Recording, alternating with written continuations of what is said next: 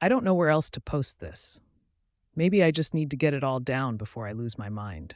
Or maybe, just maybe, someone out there is going through the same thing. I don't know when it started. The first time I noticed something was off, it was small. Tiny details I could ignore if I tried hard enough.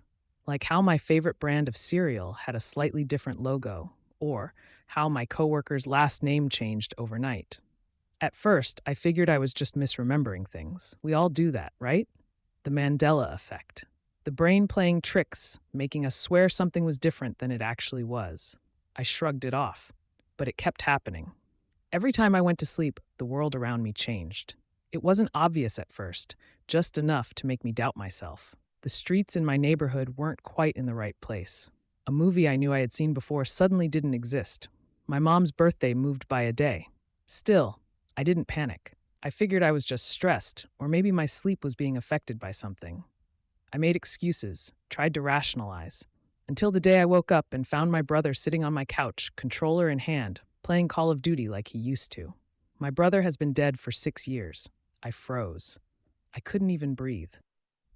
I just stood there, watching him, waiting for my brain to catch up and make sense of what I was seeing. Yo, he said without looking up. Finally up? You were out cold? Man, my stomach twisted. My brother had died in a car accident when he was 20. I went to his funeral. I saw his body in the casket. I grieved for him. And yet, here he was, acting like nothing had ever happened. I forced myself to speak. Bro. That was when he finally looked at me, his brows furrowing in confusion. What? It was him. His voice, his stupid lopsided grin, the scar above his eyebrow from when he fell off his skateboard as a kid. I felt like I was going insane. I had to get out of there. I muttered something about needing air and stumbled outside, my legs barely carrying me. My hands were shaking. My breathing was erratic.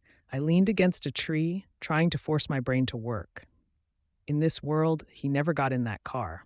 Maybe I never called him that night. Maybe something I had done in my original world changed, and that one tiny thing was enough to keep him alive here. That was when I knew for sure this wasn't just in my head. I was shifting realities.